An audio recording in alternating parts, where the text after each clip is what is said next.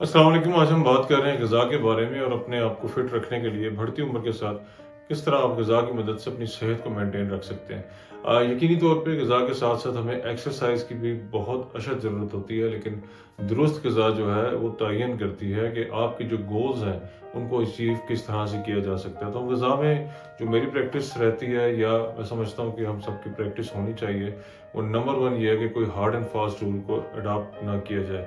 इसकी वजह ये है कि आप हार्ड एंड फास्ट रूल इसलिए भी अडॉप्ट नहीं कर सकते कि आपका अपना मेटाबॉलिज्म, आपकी अपनी जेनेटिक्स, आपकी अपनी सर्टेन एज होती है और डेफिनेटली कुछ बीमारी भी ऐसी आपके साथ हो सकती है जो आपके ख़ानदान में क्रॉनिक डिजीज़ या कोई ऐसी चीज़ चली आ रही हो, और या आपको ही खुदा न खास्ता लाहुक हो, तो फिर आप किसी हार्ड एंड फास्ट रूल को अप्लाई कैसे कर सकते हैं।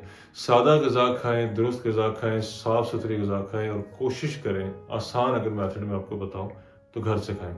घर में जो खुराक पकती है उसमें हाइजीन यानी सफाई-सुथराई का भी बहुत ज़्यादा ख़्याल रखा जाता है, और डेफ़िनेटली घर में जो खुराक बनाने वाले यानी वो किचन में काम करने वाली जो ख़वातीन होती हैं, उनका मर्तबा अपनी जगह बड़ा ज़बरदस्त होता है।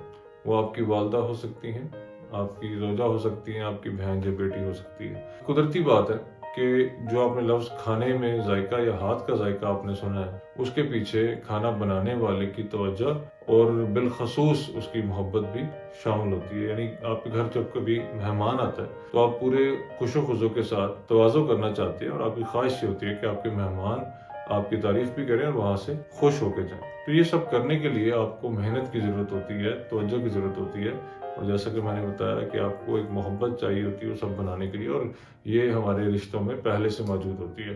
तो मैं समझता हूँ कि होटल्स के खाने में जो मुकम्मल तौर पे कमर्शियल बुनियादों पे बनाए जाते हैं, बेशक ज़ायके में आपको अच्छे लगते हों, लेकिन उसके अंदर वो अफ़ादियत, वो बरकत और वो तवज्जो जो आपके घर में पकाए हुए खानों में होती है, वो शायद उस तरह से नहीं होती।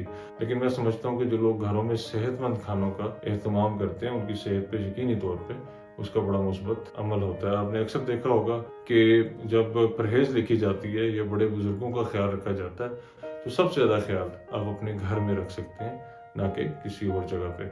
आप जब भी बसियारखोरी करें यानी ओवर ईटिंग करें, कोई लेट नाइट ईटिंग करें या इस तरह की कोई बात हो जो कि हमसे यकीनी तौर पे हो जाती है, तो आपने इस चीज़ का ज़रूर ख़्याल रखना है कि अब उसको किसी न किसी तरह ओवरकम किया जाए। यानी अगर आपने ज़्यादा खाया तो फिर आपको सुबह का नाश्ता यकीनी तौर पे हल्का करना चाहिए, थोड़ा-सा लेट करना चाहिए। एक चीज़ को आपने फ़ोकस करना है कि आप जो भी ग़िज़ा लेते हैं वो आपके स्टमक में जाती है, और आपके स्टमक की ये ड्यूटी है, यानी आपके मैदे की ये ड्यूटी है कि उसको हज़म करे। तो अगर आप कोई खुराक लेते हैं और बहुत ज़्यादा ले लेते हैं तो यकीनी तौर पे वो आपकी ज़रूरत से ज़्यादा होती है। तो अपनी ज़रूरत से ज़्यादा चीज़ को फिर हज़म करने के लिए आपको गैप बढ़ाना पड़ता है, यानी एक मील से दूसरे मील के दरमियान जो आपका रूटीन का गैप होता है उसको बढ़ा लेना ज़रूरी होता है। अगर मुझसे पूछें तो बेस्ट वे ये हो सकता है कि आप 2 मील्स लें, यानी अपने पूरे दिन में 2 मील्स लें, लेकिन इस तरह करें कि नाश्ता आप अच्छा करें और रात का खाना आप मगरिब के साथ खा लें। तो इस तरह आपके 2 मील्स में आपकी भूख मेंटेन हो जाती है। दिन के वक़्त आप ग्रीन्स लें, सैलड्स लें और कम से कम खाएँ। ये जो चीज़ आप अगर करेंगे तो आपके स्टमक पे कम लोड आएगा, आपका वेट कंट्रोल रहेगा, और जितना हो सके बेकरी आइटम्स और आप ऑयल से यानी जितनी भी तली हुई चीज़ें हैं उनसे परहेज़ करें। ये बातें कहना आसान है, लेकिन मेरे और आप हम सब के लिए इस पे अमल करना ज़रा-सा मुश्किल है।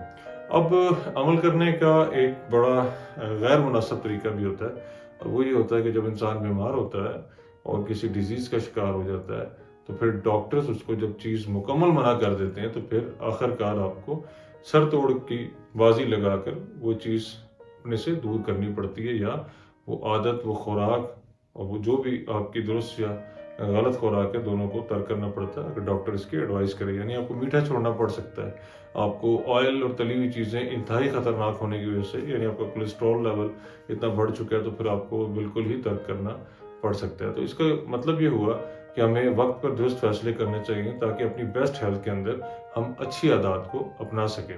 तो लिहाजा साबित ये होता है कि कोई भी ग़िज़ा जो हम खाते हैं उसका मेन मकसद होता है कि हमारे जिस्म को वो तवानाई बख्शे और हम उसको बाकायदा तौर पे हज़म कर सकें, ताकि हम अपनी लाइफ को अच्छे तरीके से गुजार सकें। इस पे मज़ीद भी कभी बात करते रहेंगे, लेकिन अभी तक के लिए मेरे ख़्याल में इतना काफ़ी है।